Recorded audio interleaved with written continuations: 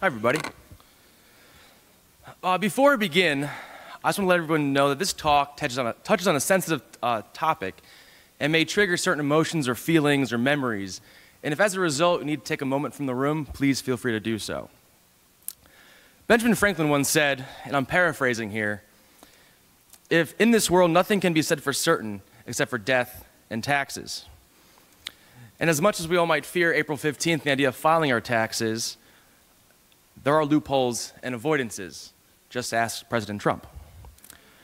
Which really only leaves death as the one true guarantee in life. As a result, death is the ultimate change, and one may experience because either you passed or someone else did. The person being a close relative, a friend, an acquaintance, or perhaps a stranger they heard about on the news. Now, this isn't a talk about what happens after you die, the afterlife or related topics like incarnation. I'm not here to discuss the cultural meanings behind death or describe different religious ceremonies surrounding death. I'm not a theontologist or a person who studies death. They keep me way too busy in student activities to have a hobby like that. The term theontology comes from the Greek thantos, who was the personification of death in Greek mythology, the ancient representation of the Grim Reaper, minus the scythe and with angel-like wings. But I'm not here to discuss any of that. This is a different talk entirely. I would instead like to share what I've learned from losing people during my life and talk about how I've turned the most negative tragedies in my life into positive lessons. My hope is that you leave this talk not sad, but rather able to translate these lessons into positive changes for your own life.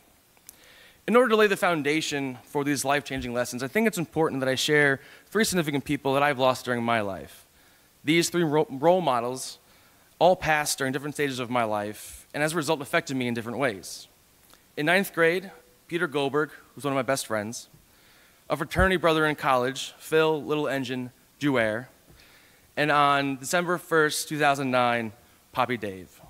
All men, all represent various ideals to me, and I found that their lessons and our experience that we shared all bring back to these 4 main life-changing points. 1, laugh, and not just at the big things, but at the small things too. Laughter is a powerful tool. Some say it heals all, and it's a perfect remedy, whether it was Pete's outgoing and no-fear personality, Phil's jokes, or Poppy's laugh. My most vivid memories with these 3 gentlemen are my times we laughed together. In my grandparents' kitchen, when you open the refrigerator door, it blocks the doorway from the kitchen to the dining room. And every once in a while, when Grandma was in the fridge trying to find something, Poppy would stand in the doorway. And as Grandma closed the refrigerator door to reveal Poppy standing there, he'd kind of jump out and scare her a little bit. And Grandma would scream and say, "Stop that," and they laughed together. We all have busy lives. Some of us are in school, some of us have busy home and personal lives, some of us are working 40-plus hours a week, and some of us trying to balance all 3 of those things and then some. But I'm willing to bet that during a stressful week, if you're able to laugh or joke about something, even the smallest thing, your day would become infinitely better. If you've had the good fortune to come by the student activities office during the academic year, it is quite busy, much like many of the other offices on campus. There's always students coming in and out of the office, especially on the weekends and on the evenings, planning their various events, getting ready for their different group activities. Needless to say, it's very stressful. But we're always laughing about something, finding the humor in the smallest things, and it creates a very positive work environment. Plus, the student workers love, and I mean love, my jokes. They're rolling their eyes right now.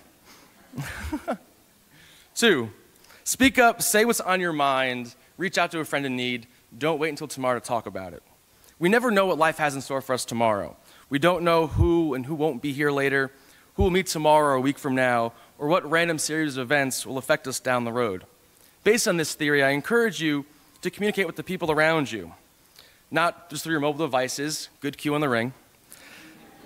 Take your face out of the phone, put away the Snapchats, stop doing the digital likes, and have a real conversation. By a show of hands, whose text message from across their suite to their roommate or in the residence halls? Or how about across the house to a family member asking them a simple question? I had a college roommate who did that back when IAIM was still big, and I never understood that. By a show of hands, who talks to their parents once a week? at least once a week, or goes home to have dinner or something similar like that with them. My fraternity brother Phil committed suicide 3 years after he graduated college. He had so much going for him. He was working for ESPN in his dream job. He has a great family, a great group of friends. And to this day, I'm not really sure why he did that. Phil was a great listener. He was the guy in the fraternity that us younger guys would go to with questions and concerns when we wanted to vent or complain. And he just knew what to say. He had such great, wise words. But having experienced that, I would encourage you to reach out and talk to the people around you.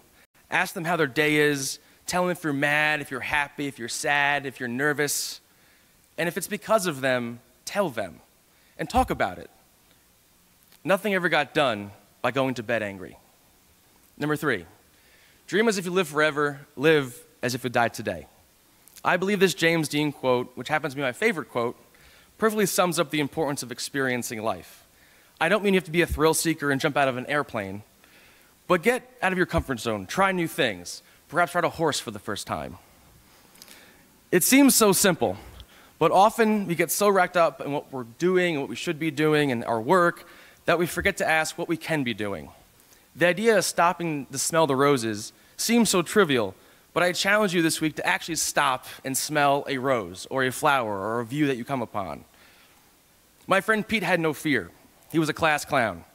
Whether it was breaking a dance in the hallway or going right up to the girl he had a crush on that week to ask her out, he wasn't afraid to experience life and take chances. He loved to cook and he loved food.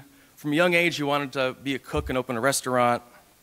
And I think in some way, he understood that when people break bread, they share that experience together and can build upon it. Plus, how many 9th graders do you know will invite their crush over in middle school to cook for them? It's crazy. Now, I might be a little biased, and it might be a little arrogant when I say this, but I happen to believe my 4th and final point also happens to be the meaning behind life. And it's okay if you don't share in that opinion, but I ask, if you take nothing else away from this talk, please remember this final thought. Life isn't as much about what you do, but rather who you share those accomplishments with. These are my grandparents, Dave and Jackie. They're everything I aspire to be in life. They were not incredibly wealthy in the traditional sense. They did not own their own airplane, but they traveled the world together. They don't own a mega mansion by the coast, but they can fill 2 of them with the stories and memories of their lives together, of their 4 children, their 9 grandchildren, and 2 great-grandkids. They spent 50 years together. Not every day was sunshine and rainbows, but they enjoyed each other, the life they built, and laughed a lot.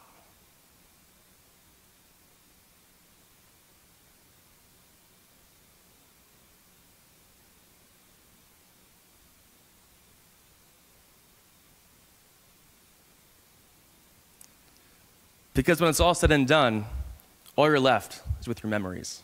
Thank you.